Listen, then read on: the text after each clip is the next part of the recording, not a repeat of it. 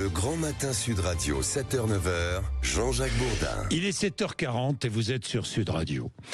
La caméra est fixe, posée sur un réverbère. Cette caméra filme 24 heures sur 24 ce qui se passe sur la départementale 117 dans l'Essonne à l'entrée de Longjumeau. En temps normal, l'outil sert à identifier les délits routiers et lire les plaques d'immatriculation sur la départementale, aussi appelée route de Corbeil. Il n'est pas encore 14 heures vendredi dernier quand la caméra filme Louise sur le passage protégé de la rue Lavoisier. La jeune fille, porteuse d'un sac à dos, d'un bonnet et d'un manteau, vient de quitter le collège André Mauroy où elle est scolarisée en 6e. Elle a fait son trajet habituel, remontant la route de Corbeil avant de bifurquer à gauche dans le petit lotissement où elle habite. Il ne lui reste que quelques dizaines de mètres à parcourir au moment où elle traverse sur le passage de la rue Lavoisier. Ce 7 février, donc vers 14 heures, quelqu'un marche derrière elle, à environ 3 mètres. La caméra filme ce jeune homme en doudoune noire, capuche casquette sur la tête, la vingtaine. Son visage est reconnaissable. On le voit regarder tout autour de lui comme prudent. Pour nous, il est clair qu'il suit la jeune fille, certifié un proche du dossier. Louise ne l'a pas remarqué. Et ensuite, eh bien, la caméra étant fixe, impossible d'observer la progression de la collégienne et de l'homme encapuchonné. C'est un autre élément déterminant, humain cette fois, qui est venu appuyer les enquêteurs. Le témoignage d'une jeune fille du quartier, copine de Louise, qui a expliqué avoir vu son amie et un homme en doudoune noire marcher côte à côte à l'entrée du bois des Templiers, à 300 mètres de la route de Corbeil, moins de 5 minutes après l'image de vidéosurveillance. Nous sommes avec Axel Ronde, porte-parole de CFTC Police. Axel Ronde, bonjour. Bonjour. Merci d'être avec nous. Je parlais de cette caméra fixe posée sur un réverbère. C'est un élément clé dans cette enquête. Axel Ronde, 3 personnes sont en garde à vue, 3 suspects ce matin. Oui, tout à fait. Donc cette caméra, c'est le lecteur automatisé de plaques d'immatriculation, système LAPI, qui est utilisé justement pour lire les plaques d'immatriculation, comme vous l'avez bien expliqué. Ça nous permet effectivement d'avoir des images de la scène, plus ou moins, de l'individu. Ça nous permet aussi de faire tout un quadrillage sur les autres à caméra qui peut avoir sur zone.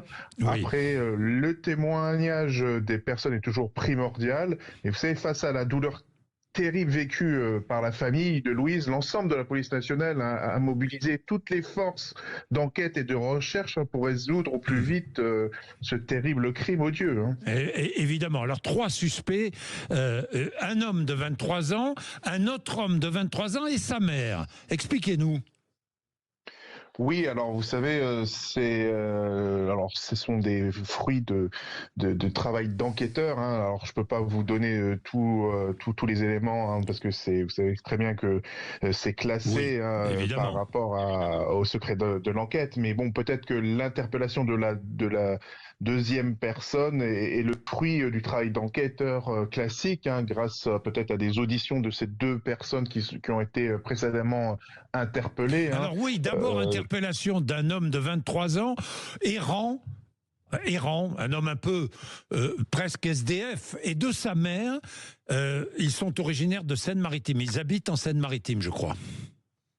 Oui, la maman habite vers Rouen, il me semble, et lui, c'est un individu traîné, zoné dans le parc et le bois où a été retrouvée la petite Louise. Donc, on parlerait d'une personne en SDF plutôt, oui, qui traînerait dans cette zone. Apparemment, dans cette zone, beaucoup d'individus traîneraient, rôderaient, squatteraient un petit peu oui, toute cette zone du bois. Donc, on est vraiment, je vous dis, dans un travail d'enquête minutieux. On va interpeller, auditionner l'ensemble des personnes qu'on pourra repérer, soit avec des témoignages, soit avec les techniques de la caméra, des caméras de surveillance. Donc ces caméras, d'ailleurs, elles sont très très utiles pour faire éclater la vérité. D'ailleurs, aujourd'hui, je comprends toujours pas que certaines mairies refusent d'équiper leur commune de caméras.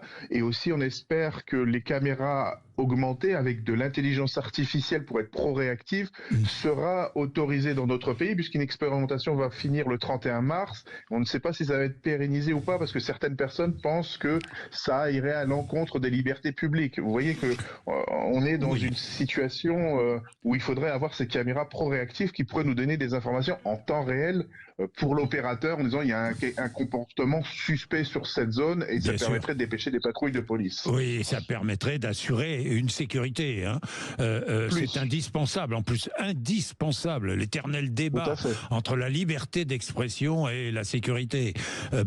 Axel Ronde, le troisième suspect, aussi un homme de 23 ans, même chose. Ce serait un SDF qui rôderait dans ce bois. Alors d'après ce que on peut entendre ici ou là dans les médias, ça serait une personne qui serait qui habiterait à Épinay-sur-Orge et qui n'aurait pas ce même profil qui serait bien installé en ville. Hein. Donc il faut être très très prudent par rapport à tout ce qui sort.